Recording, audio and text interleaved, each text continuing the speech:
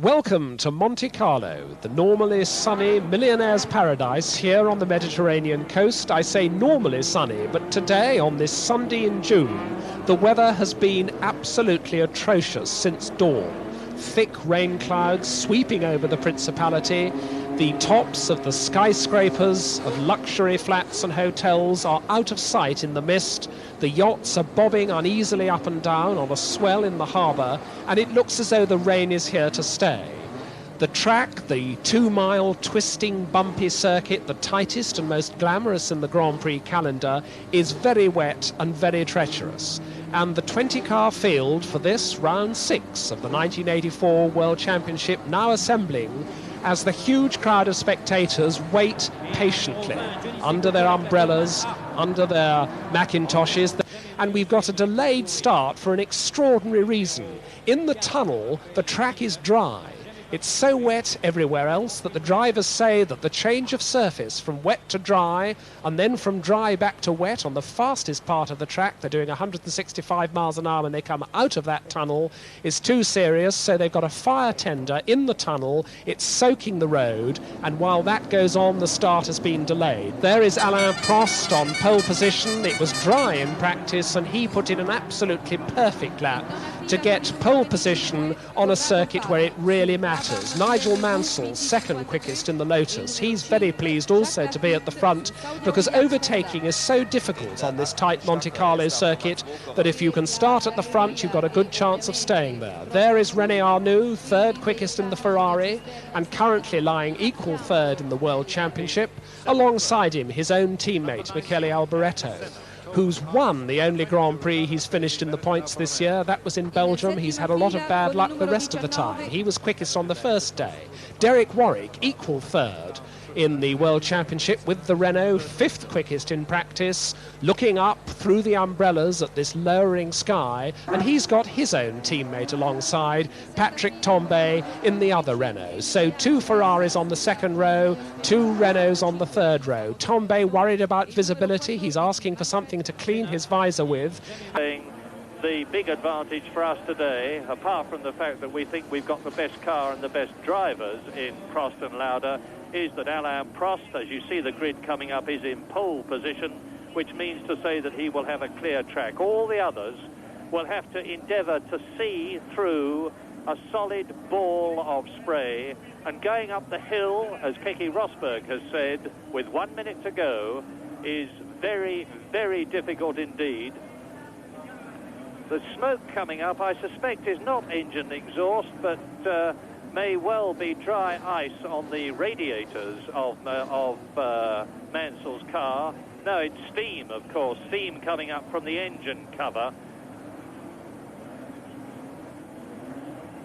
Nigel Mansell's already done 2 laps. He's done the old Carlos Reutemann trick of going a lap on the warm-up, diving into the pits and then coming out the other end, so that he could practice the start under these appalling conditions twice, and this may give him an advantage.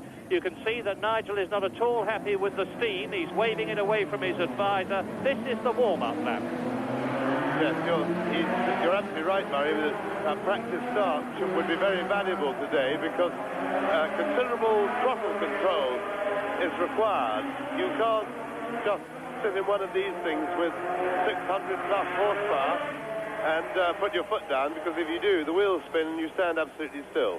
And so Nigel has very sensibly and very professionally practiced his start just to see just how much grip and how much throttle he can give the car, because also, as Murray said, when he was talking about Alain Prost being the man who could see, what he actually meant was the guy who leads. Whoever gets into the first corner first is the guy who has a clear track, and that's a huge advantage, because the leader, until he starts lapping the back markers, and then of course it becomes the same for everybody, but for the first 10 laps or so, or a bit more, is the only man who can see where he's going, and he in fact enjoys a huge advantage. Well, they're finding out for themselves. They will all have personal experience now of the fact that the tunnel road has been watered. We've got a camera in the tunnel, so you'll be able to see for yourselves how wet it is in comparison with the rest of the course. There's the answer as Nigel Mansell comes towards us, followed by René Arnoux, the white helmeted Ferrari driver, out of the tunnel. And the cloud, which was just nudging the hilltops around Monaco this morning, is now even below the top of some of the highest buildings in the Principality. I don't think I have ever seen the conditions as bad as this, including 1972, when Jean-Pierre Beltoise won in the BRM. They're approaching the Tabac corner now, which is where Martin Brundle went off yesterday so heavily. And I say again that apart from being shaken and bruised, Martin Brundle is perfectly okay. This is about halfway round the warm-up lap, no, two-thirds of the way around the warm-up lap as they go into the swimming pool section. The crowd here, not surprisingly, is noticeably much smaller than it usually is.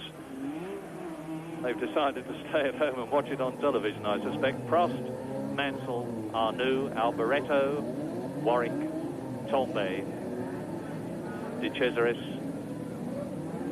Niki Lauda, who went so quickly in the warm-up.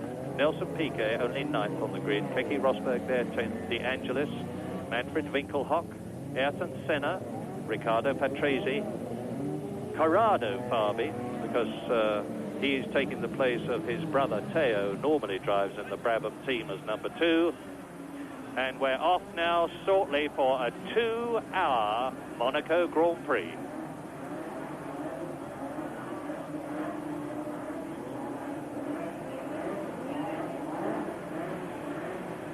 Watch for the lights.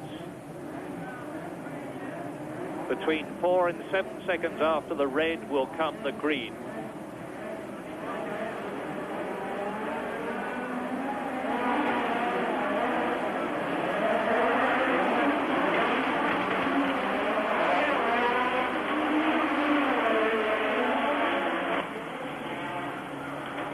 And as they blast away up the hill for the first time, there is the problem that I anticipated, a carambolage, and it's Derek Warwick who is involved with it. It is Elio De Angelis and Patrick Tombe, both Renaults in trouble, and Riccardo Patrese, and Warwick has obviously bashed his left leg, whereas in the French Grand Prix it was his right leg. Disaster for the Renault team right at the start of the race.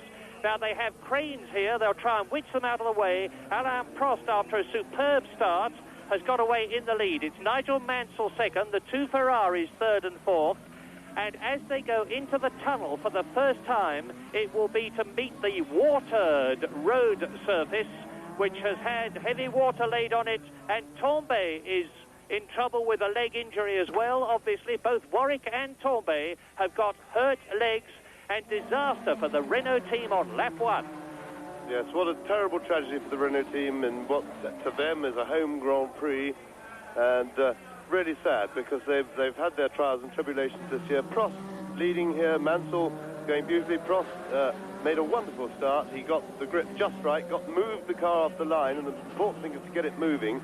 He did his job, and we didn't see exactly what happened. We may be able to see on an action replay in a moment, which I'm sure they will show us because they can record from other cameras that we didn't see, and it's surprising that in the wet that both the Renault drivers should have been hurt. Hopefully not seriously, because they're going so slowly that's Derek Warwick standing there,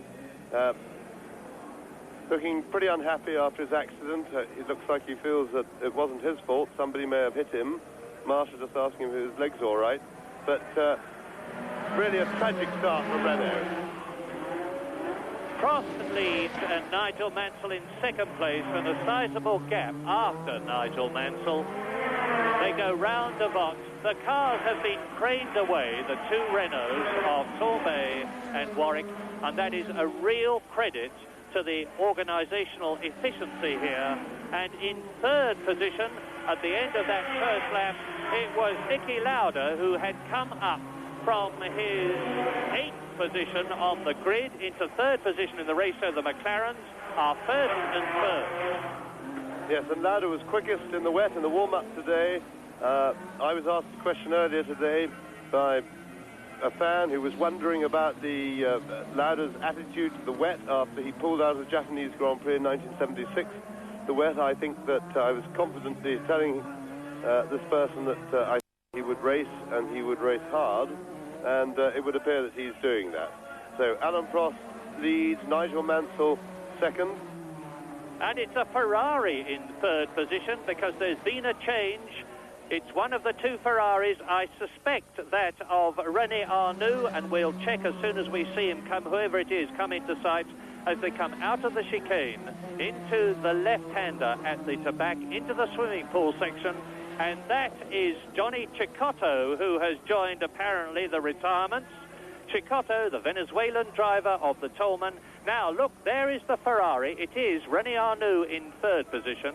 It is Michele Alboreto in fourth place. It is Niki Lauda in fifth position.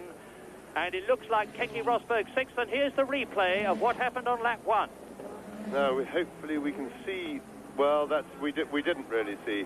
But it looked to me... Now, which Renault is that spun first? The one on the left. And that's Derek Warwick. So it looks like Warwick spun and lost it.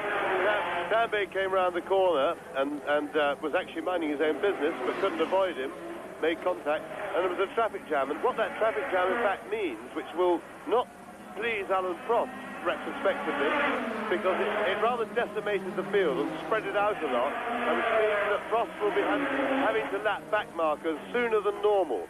Now, the other thing that's going on here, as we said, we're on the pit straight, and just before Sandervoort corner, and I've seen drivers braking and then coming off the brakes and back onto the throttle simply because they can't see where they're going and they're not quite sure where they are.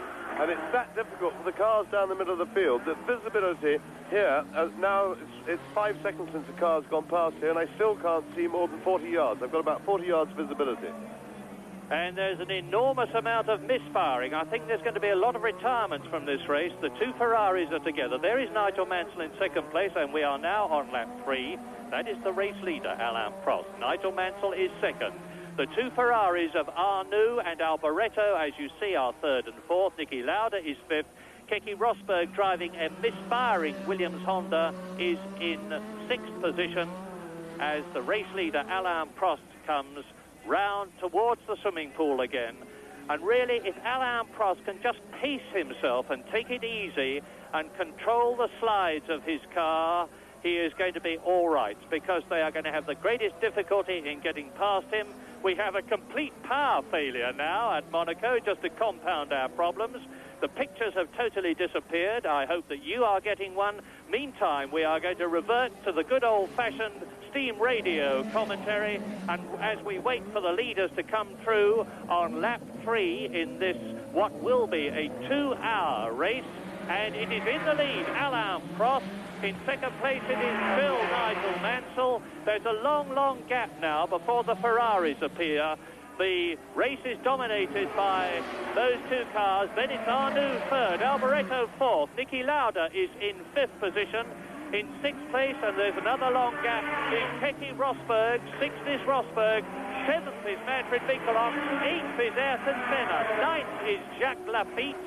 And in 10th position, with another long gap as this field spreads out, is Stefan Beloff. Stefan Beloff has come up from 20th to 10th position in 3 laps. An incredible performance. James? Yes, he's our man to watch. The Tyrrell is a very manoeuvrable car, lighter than the turbocharged cars. We called it before the start. He was very quick in the warm-up this morning. And Beloff, who has shown considerable depth of talent this year as a driver, is really going for it. And Niki Lauda has now taken Michele Alboreto for 4th place. So the McLaren domination, and there we are, we have pictures back now. I hope you had them all the time, but that, I gather you did have pictures. Well, lucky for you, unlucky for us. But there is Niki Lauda going away from Michele Alboreto, with his next challenge being to catch and pass René Arnoux in the other Ferrari. And sorry about this, but we've lost our pictures again, so we'll try the radio style commentary and just jolly well hope that you can correct us if anything's wrong.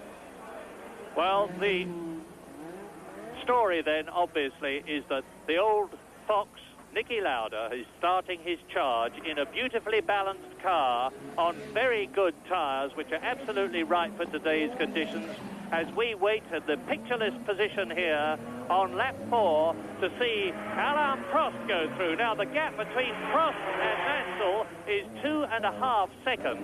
Nigel Mansell holding on magnificently, and there's a long gap between Mansell and the third-place man, Arnoux. 9 seconds, but between Arnoux and Lauda, who is fourth, ahead of Alboreto, who is fifth, there's only 2 seconds. Keke Rosberg is still in that sixth position. Winkelhock is still seventh, and Senna is still eighth. In ninth position is Jacques Lafitte, and now I wait.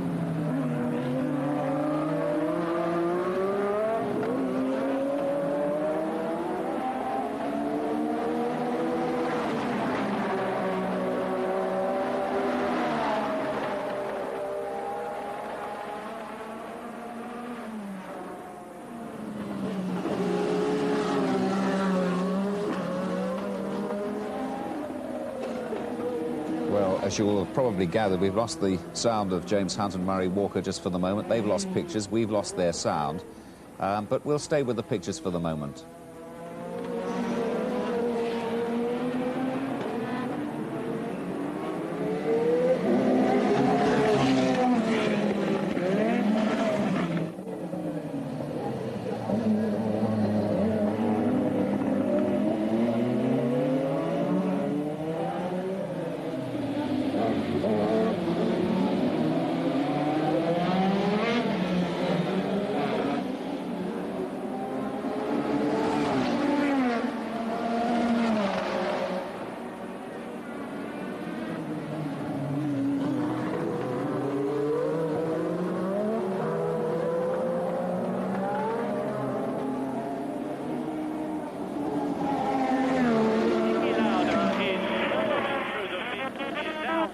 With René Arnoux, who is in third position.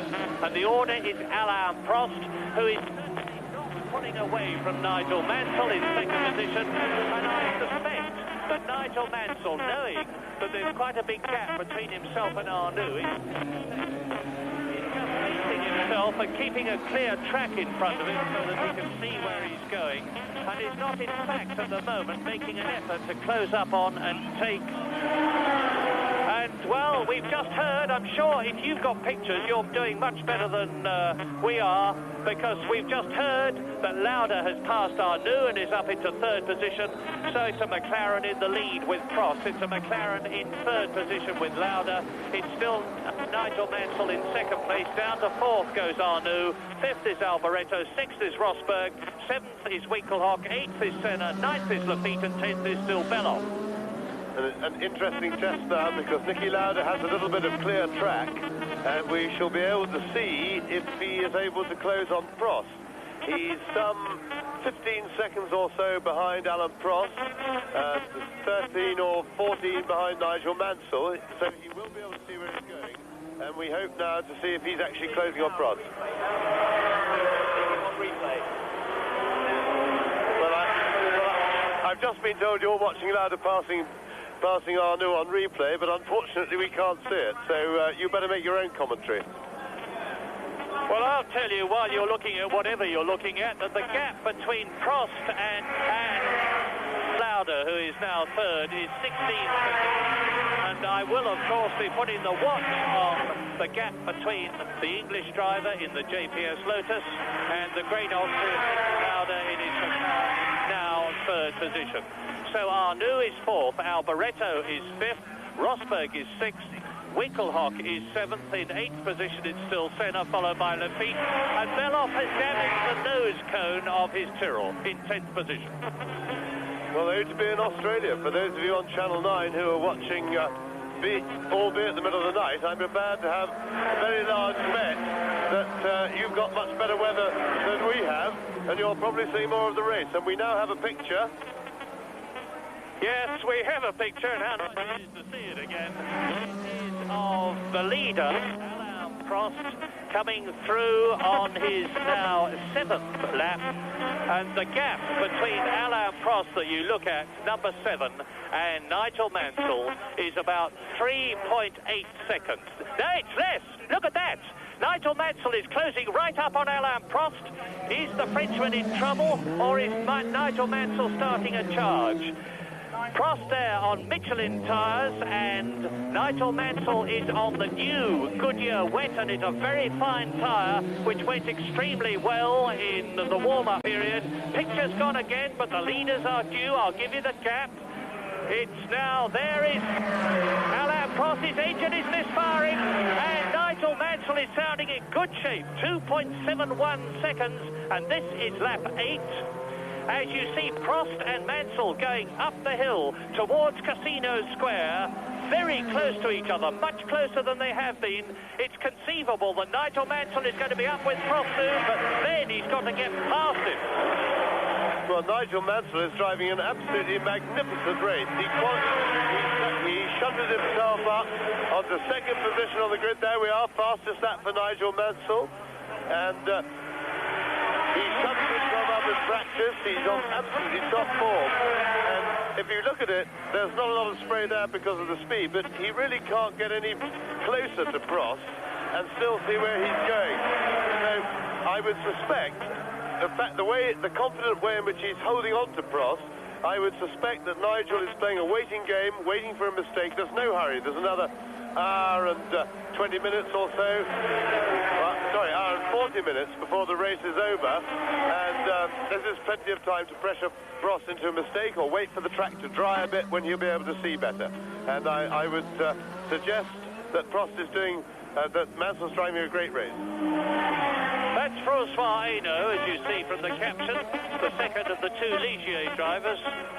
But into the swimming pool now, lap 8, Prost. And just see how Nigel Mansell is closing up on the Frenchman, who has already won 2 Grand Prix this year. Prost, Mansell. Now, where, if anywhere, can Nigel Mansell get past? He's going to have a big problem from now on, because he's going to be right in the spray of Alain Prost's McLaren, with Niki Lauda still 3rd, Arnoux 4th, Alboreto 5th, Rosberg 6th, Senna 7th, Winkelhock 8th, and now watch Francois Hainaut going off at Saint-Devote. Going off the circuit, but not damaging the car at all. Yes, but he's already lost his nose cone with his front wings, which is probably why he couldn't get any bite from the front tyres and went off there. But he is a long way from being in contention. There goes Prost, coming into the Casino Square, one of the more difficult parts of the circuit, particularly in the wet. The car goes very light over that hump where Mansell is now. You see the fog through which Nigel Mansell is trying to look.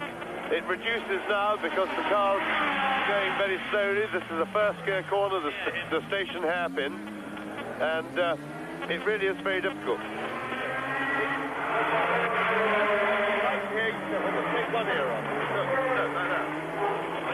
Well, behind these two, there's a great scrap developing for 6th position between Keke Rosberg, who's holding it, and Ayrton Senna in his first year of Formula 1 Grand Prix racing, the Brazilian in the new Tolman.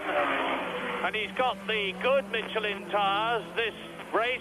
And that is Alboreto on lap 9. Michele Alboreto has stalled his car. I can't see where it is, but it looks as though he's obviously out of the race. He's gesturing that he wants a push.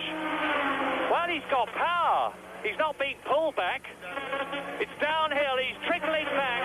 And Michele Alboreto is continuing his season of appalling bad luck, because number 27, the Italian, has won 1 race and failed to finish in all the others this year.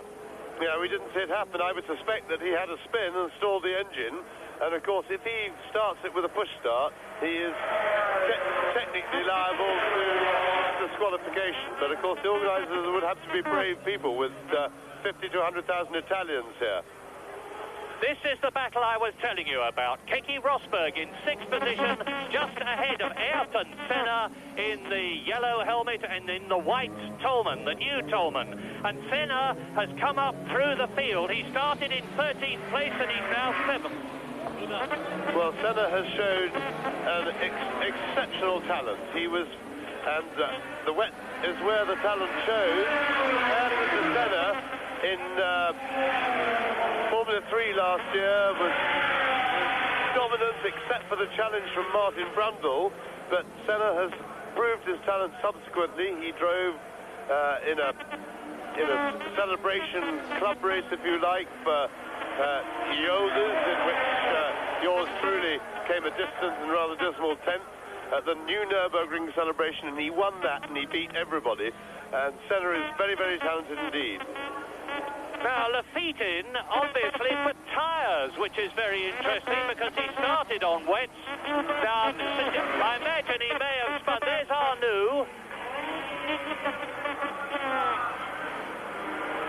And Senna and Rosberg, followed by Winkelhock and Stefan Beloff, with Lafitte coming out of the pits. And now on lap 10, it is Alain Prost leading, 2 seconds ahead of Nigel Mansell. In 3rd position, it is Niki Lauda. In 4th position, it is René Arnoux. 5th now is Keke Rosberg. And in 6th position is Ayrton Senna. Or is he 5th now? No, it's still... And there's Senna. That's what John Nielsen did in the Formula 3 race yesterday, and he went off very badly indeed. But Senna's made a marvellous recovery. And in these quite indescribable conditions, the Monaco Grand Prix continues. We're on lap 11 now. Yes, that is certainly the question mark over Ayrton Senna, because he's relatively inexperienced. The problem with experience for a driver here is that it's very difficult to realise that this race, unlike most Grand Prix, in dry conditions, which is a sprint, and you drive flat out all the way, we're very much in a survival battle. And Ayrton Senna, going very quickly, might continue to try and go too quickly. And whilst I think he's capable of winning this race, I think it's very unlikely, because I don't think he quite has the experience. Rosberg. And Senna. Round Casino Square. Into the drop down past the tip top. And that is Corrado Fabi. Corrado Fabi has spun his Brabham out of contention. And now we have Tolme out of the race. We have Warwick out of the race. I haven't seen De Angelis for a long time. We have Cicotto out of the race. We have Alboreto out. And we now have Corrado Fabi on lap 11 in this 2-hour race into the chicane again. And now this is going to be Senna nearly losing it, putting his right wheel on the curb.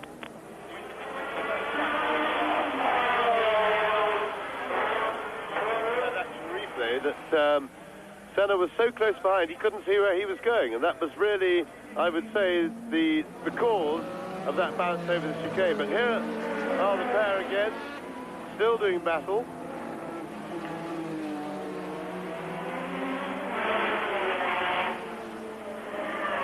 A real veteran, the 1982 world champion, Keke Rosberg, leading Ayrton Senna now, and in the lead now is Nigel Mansell, has taken the lead, as you see Corrado Fabi sitting in a stationary position in his car on lap 12. The Englishman Nigel Mansell in the John Player Special Lotus has taken the lead from Alain Prost, with Niki Lauda in 3rd position, with René Arnoux closing up on the Austrian in 4th place.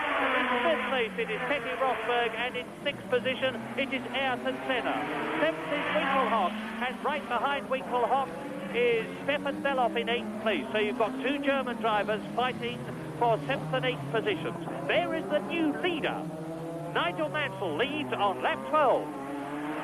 This is the first time that Nigel Mansell, as Prost goes through in 2nd place, has ever led a Grand Prix.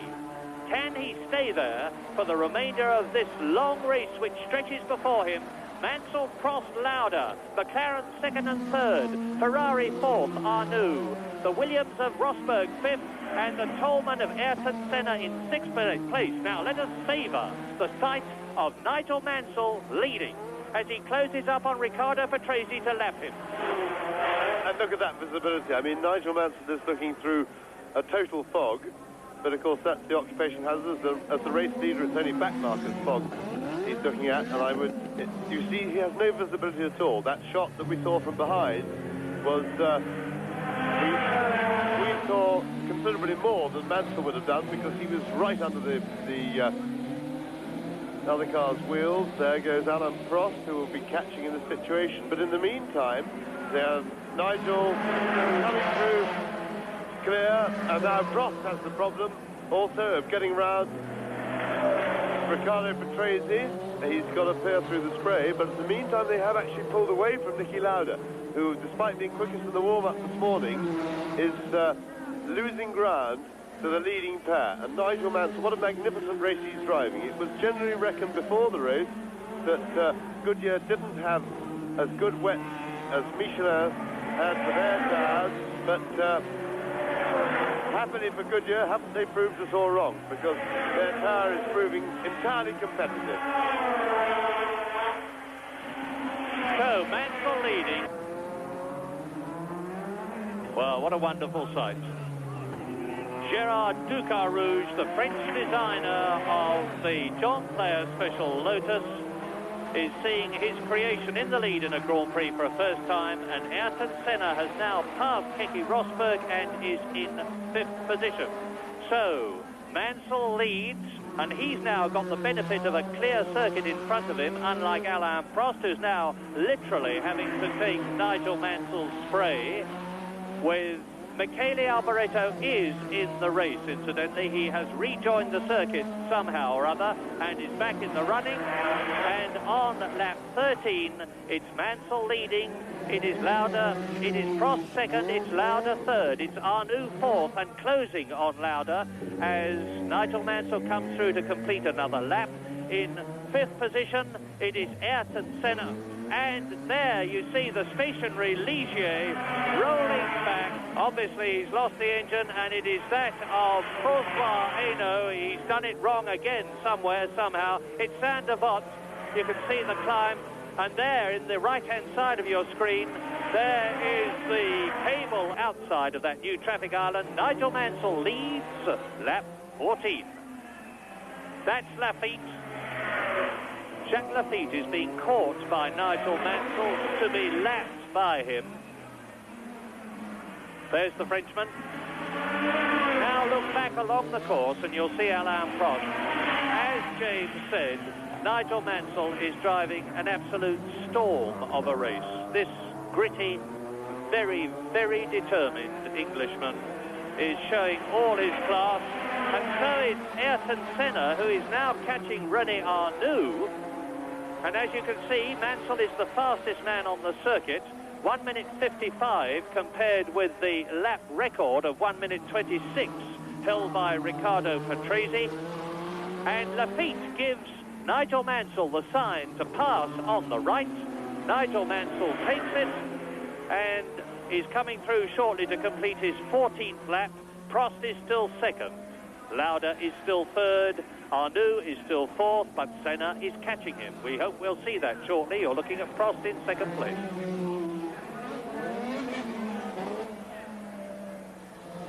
Mansell just rolls it round La Rascasse in first gear at about 30 miles an hour. Now he will be getting signals from his team, from Peter Waugh and from Steve Hallam, his engineer, which will keep him in the picture. Nigel Mansell rips past the start through Sander Vos, climbs the hill towards the Hotel de Paris and the left-hander at Massenet.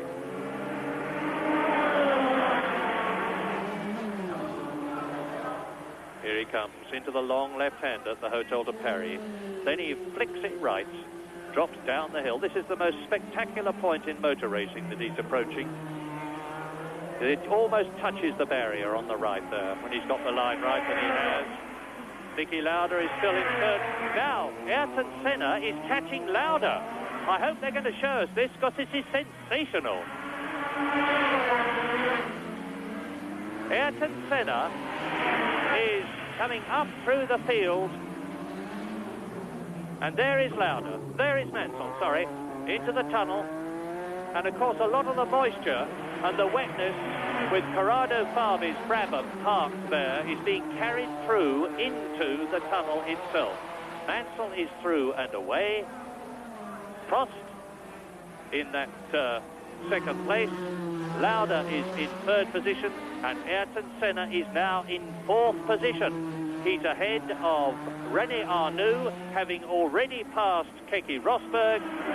So the brilliant Brazilian is now showing the class that we've always known was there when he was in Formula Ford 2000, Formula 3, and now Formula 1. Alain Prost tiptoeing round the swimming pool after the race leader, and Nigel Mansell now very coolly dealing with things. He is in his 49th Grand Prix. He is no new boy, but it's a new experience for him to know that he's leading a Grand Prix. The Renault-engined JPS Lotus is sounding crisp and clear. Prost goes through, his engine is rumbling. He has now lapped Jack, and off goes Nigel Mansell. I spoke too soon. Mansell lost it in the biggest possible way. That was the race leader. Now look at this. His wing's damaged. That's going to affect his downforce. Yes, it's possible. Oh, no, I think he's damaged the suspension. The car's all over the place. And that was really a terrible, terrible mistake by Nigel Mansell, because he was pulling away from Alain Prost. He's handed it back to Prost, and all he had to do was to keep the thing straight. But when I say that is by no means easy, and poor Nigel Mansell. He's done so well up till then, and I think that was a mistake of inexperience. It's very difficult.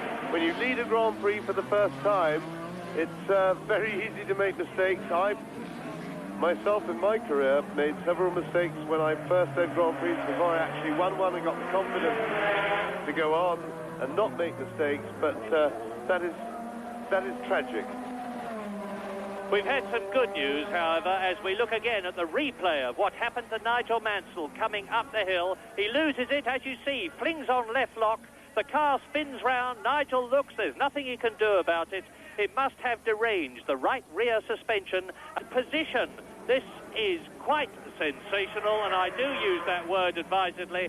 Prost has gone through. The rain is bucketing down. Nelson Piquet is out of the race. And we really are not going to get very many finishers, because Alboreto has gone past me with his Ferrari misfiring very badly indeed. Now, there is Arnoux.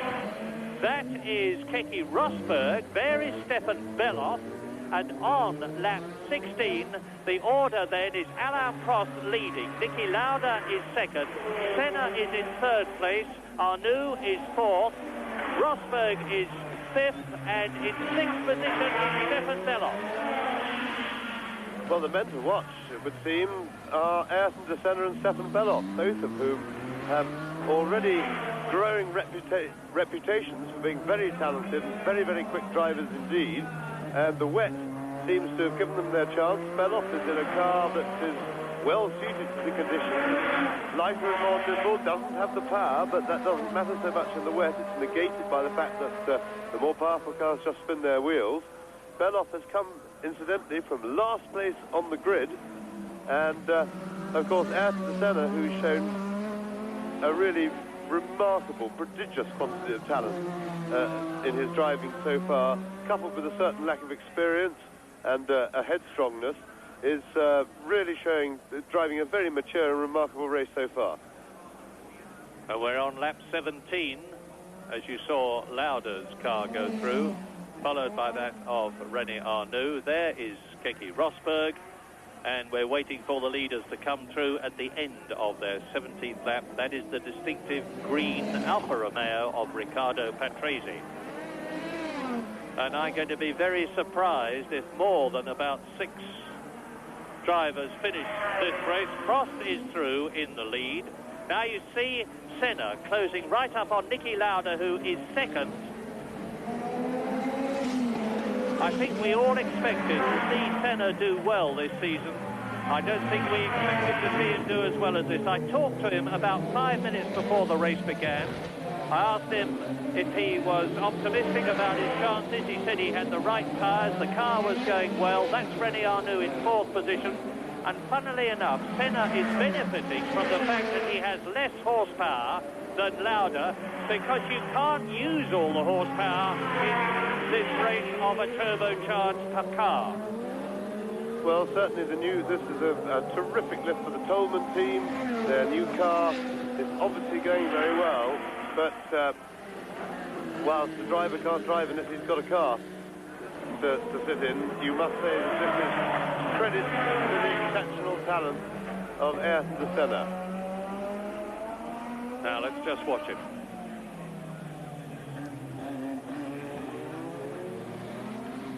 On lap 18 in this 2-hour race, Prost is back in the lead with Mansell out of the race, and you see the battle developing now for second place between Niki Lauda there and Ayrton. Grand Prix, and we're going to pick it up right where we left it so you won't miss a trick. I think we left it on lap 18. Nigel Mansell, unfortunately, had just spun off. Alain Prost had regained the lead. It's still pouring with rain as we rejoin it, and commentators James Hunt and Murray Walker. And there's Senna. He's showing now Niki Lauda his front wheels, but Lauda, of course, is not about to move over under any circumstances at all. Prost has gone through, and that is the gap between the race leader, Alain Prost, and this battle for second place between Lauda in the Marlboro McLaren and Senna in the Tolman, as they come round the Rascasse, out of it and up the finishing straight.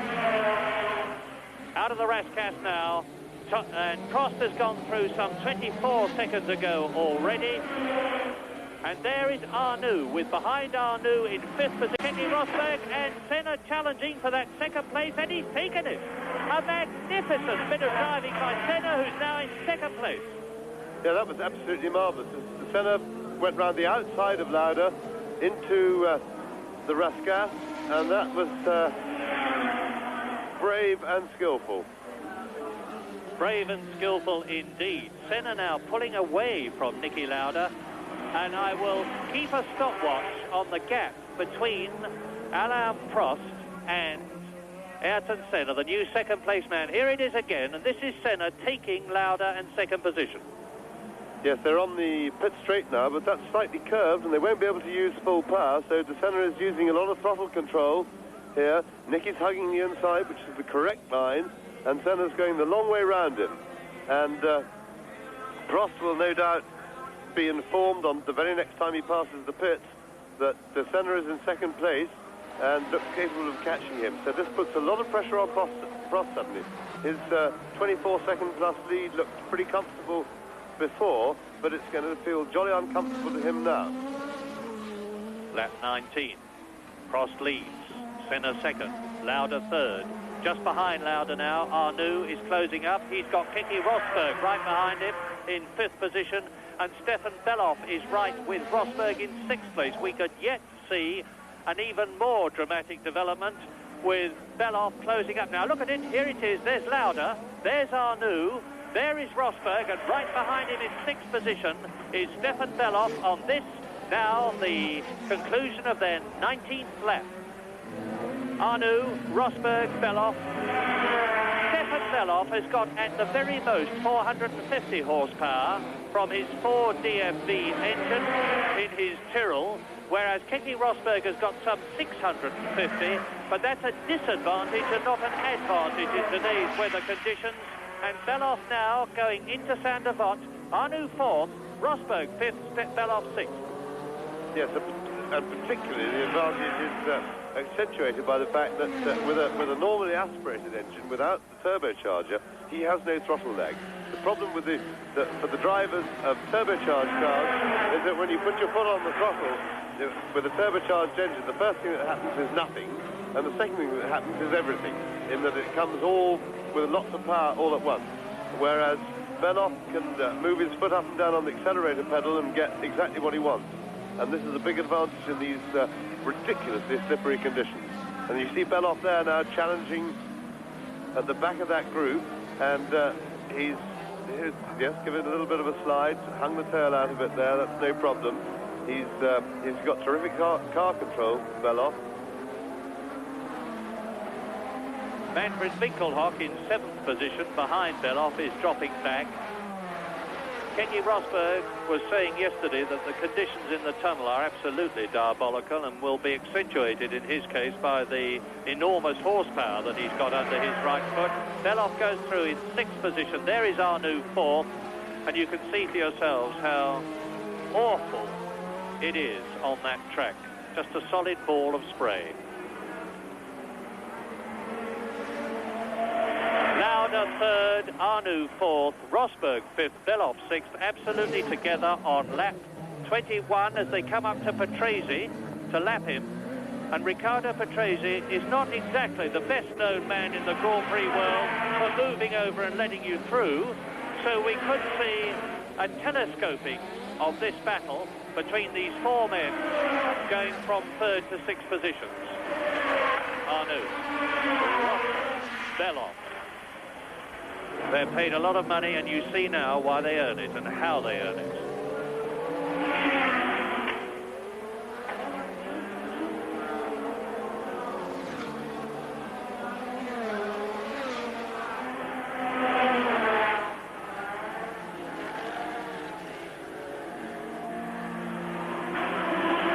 Arnoux, Rosberg.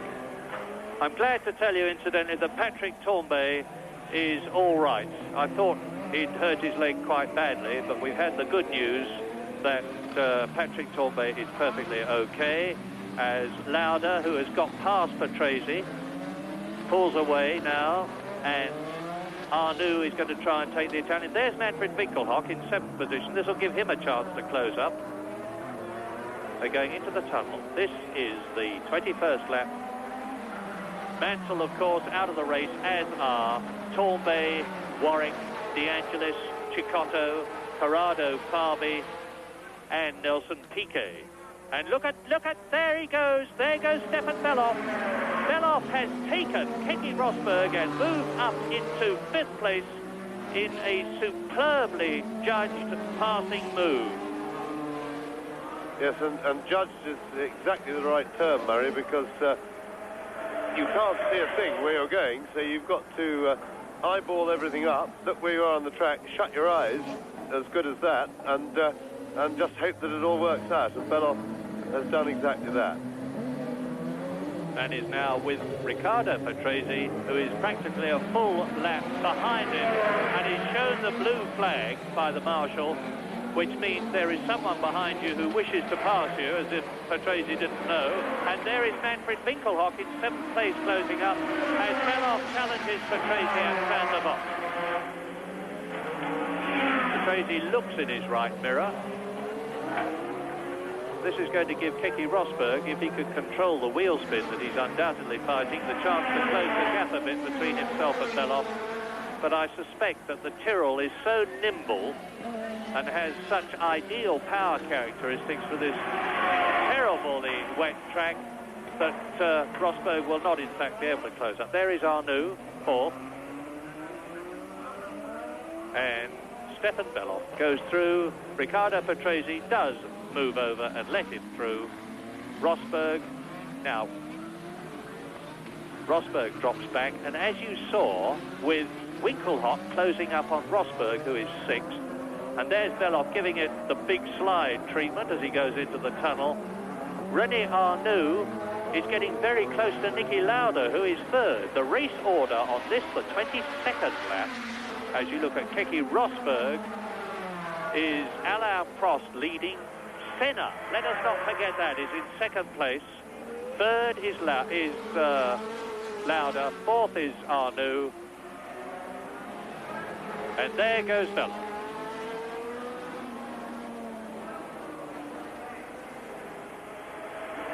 Arnoux, that's the gap between Arnoux and Beloff. You can see it visually. René Arnoux in 4th position, Stefan Beloff. There he is in 5th place, number 4. 26 years old. This is only his 6th Grand Prix, Stefan Beloff. Made a name for himself in Group C sports car racing. Last year has capitalised on it through the successful efforts of a community of German businessmen to sponsor him. And there goes Lauda, Arnoux, Beloff. And in the distant mists now, Keke Rosberg. Well, Senna and Beloff will be doing their reputations an extremely big power of good here today. There'll be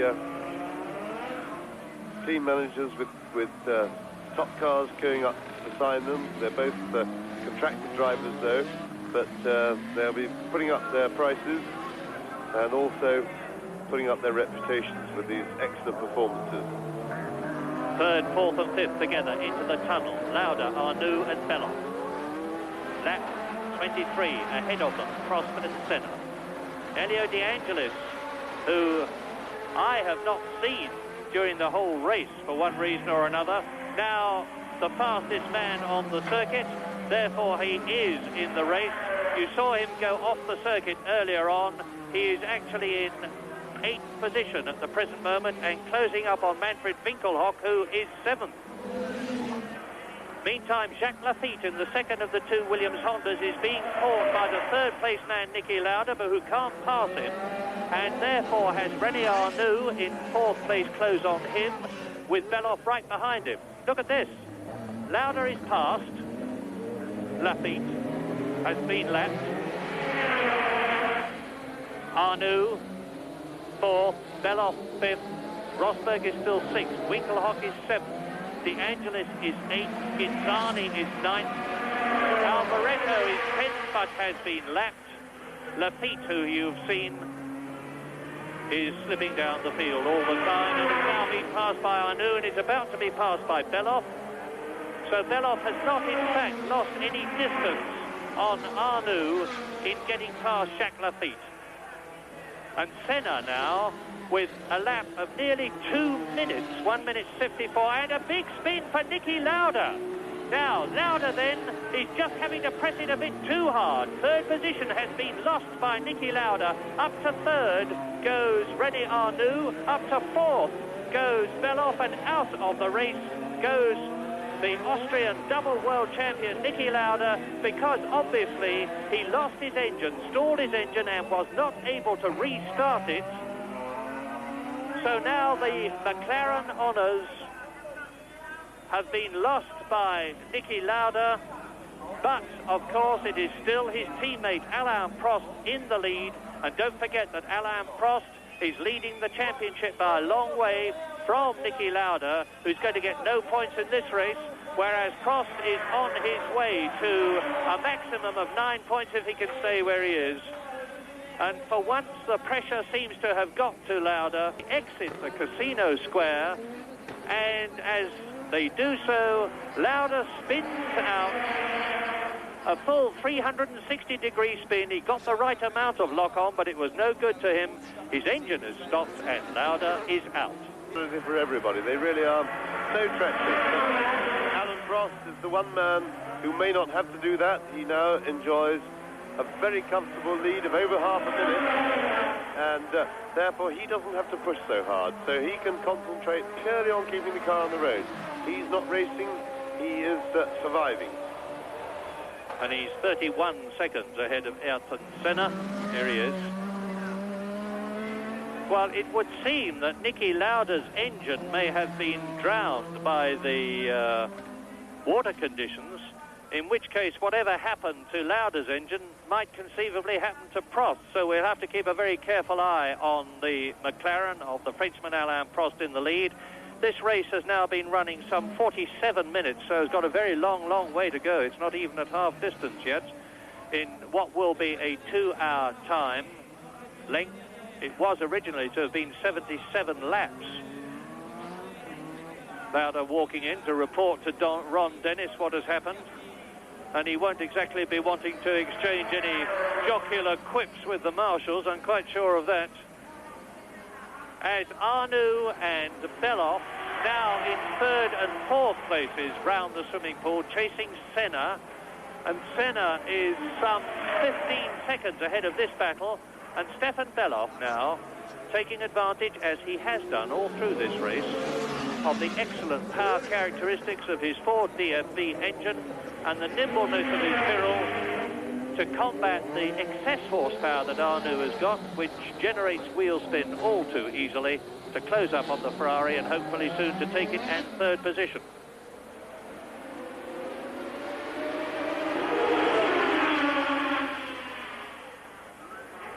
This now is lap 26 with Prost leading, Senna second. The battle for third between Arnoux and Beloff there.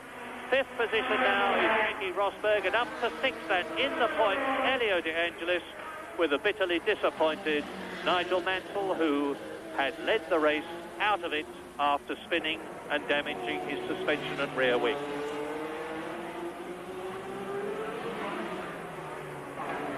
I didn't think the rain could get worse here at Monaco, but really it is. It's not just dropping down, it's really heavy driving rain now.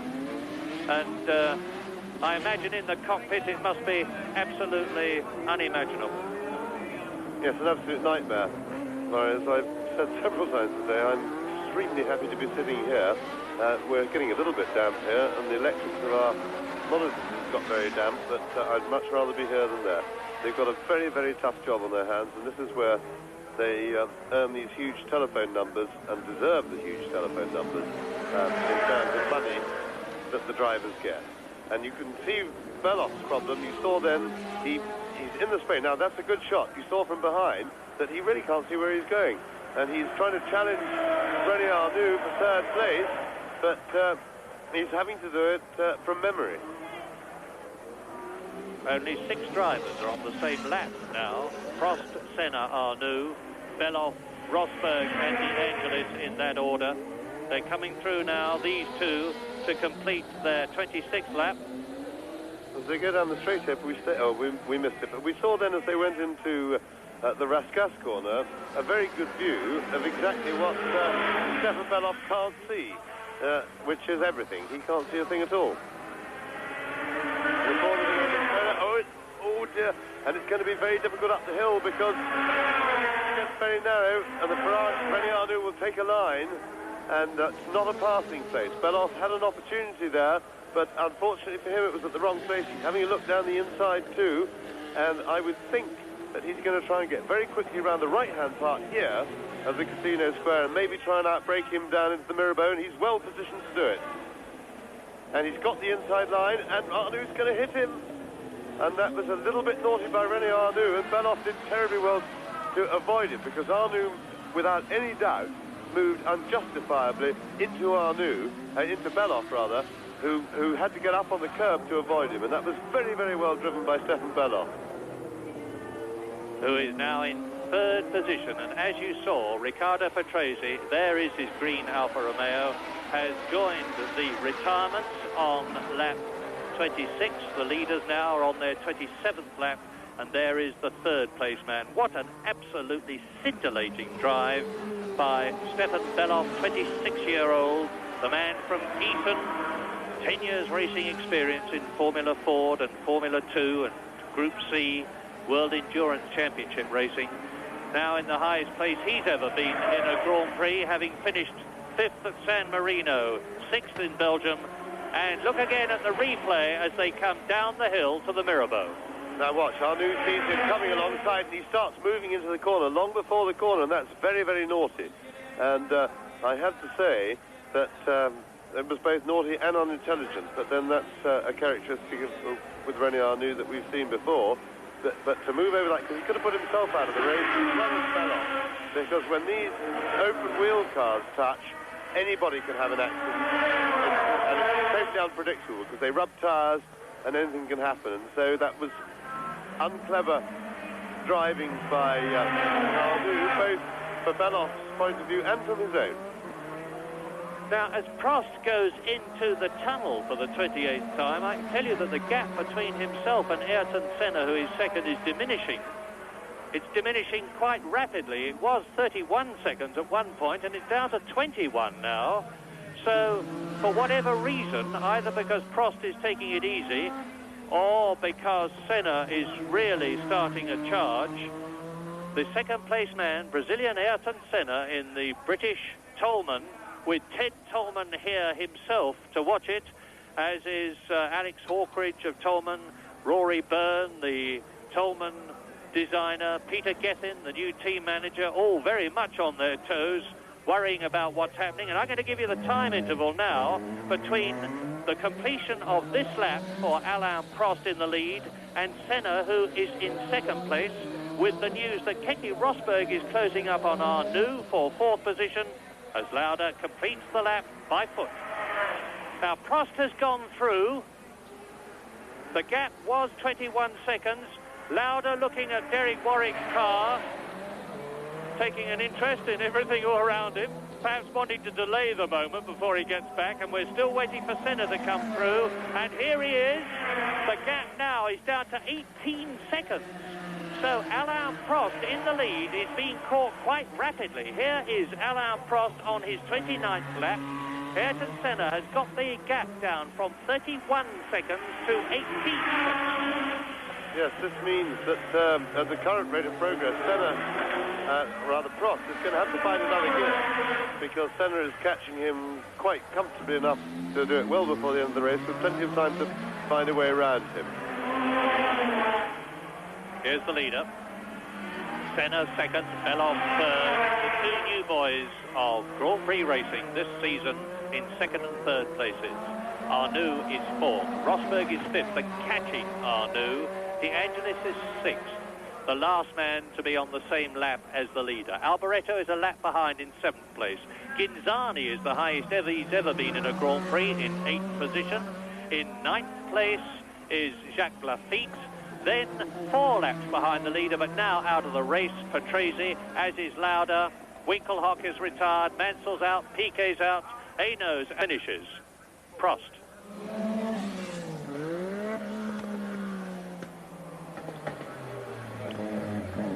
We must watch the tunnel very carefully, because although it was watered at the beginning of the race, of course it hasn't been watered since, whereas the rain has continued to belt down on every other part of this Monaco lap.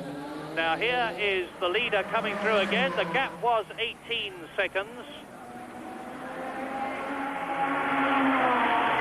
He goes round Saint-Devote and starts to climb the hill for the 30th time in what we expect to be about a 60-lap race. And the gap between himself and Ayrton Senna is now 15 seconds. Ayrton Senna is catching this man, number 7, race leader, Alain Prost, Marlboro McLaren, at the rate of 3 seconds a lap.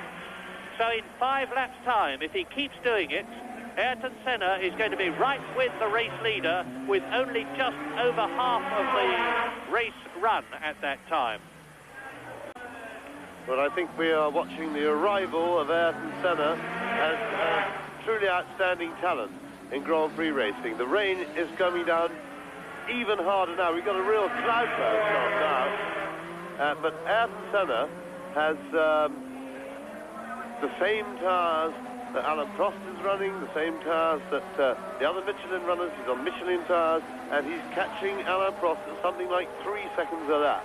And that is a truly staggering performance. The Toleman is obviously a good chassis, which is a great credit to their team. They put it together. It's quite new. Look at the rain now. You can see that it's much heavier. The track is much wetter than it was a couple of laps ago. And now that's about the view you get when you're following another car. That brief one when he just came through and all the spray came up. And it's really horrible conditions. But Ayrton Senna is coping with them, and he's catching Prost hand over fist for the lead. I can't believe that they're going to keep running this race. The conditions are the worst I have ever seen in a long, long time of watching races. Now, here is Prost coming through again, and I'm going to start the stopwatch. 15 seconds was the gap.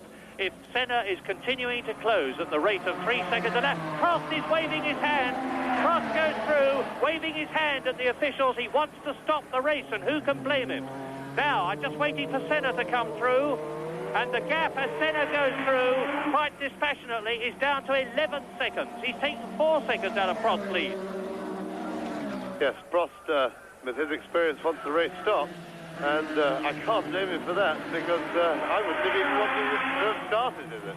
But the fact of the matter is, it's a very slow track here. There's a lot of corners. Cars don't go very fast, and aquaplaning is not normally a problem, is it? I can't, from this position sitting here, say that it is or it isn't a problem, but normally there isn't enough water on the track. It's a very hilly track, so you don't get a lot of lying water. And this is aquaplaning. There is, in fact, from a purist and a dispassionate point of view, no reason to stop the race. But a lot of engines are drowning now. Arnoux has gone past with a badly misfiring Ferrari engine, followed almost immediately by Keke Rosberg with the same trouble. And I would suspect that they are both running on only 5 cylinders. Do you not suspect, Murray, possibly that that's because they're using half throttle because the conditions have got so bad? It may be that it isn't a misfire, it's just the way they're driving the engine, possibly. It could indeed be just that, because it affects the turbocharger balance. And that's Alboreto catching Prost. Now, Alboreto has in fact been lapped, and Prost is slowing right down. And Alboreto keeps going. I'm beginning to think that Prost is in some sort of trouble. Don't forget that we suspect that Niki Lauda's engine was drowned. The gap, and we are now coming up to complete the 31st lap in what we expect to be a 60-lap race if it goes the full 2 hours. Alboreto having been push-started. Once more we'll take the gap between Prost and Senna, first and second. It was 11 seconds, having come down from 15 on the previous lap. Prost waved his hand on the previous lap, but not this one. And there goes Senna, and it's only 7 seconds now.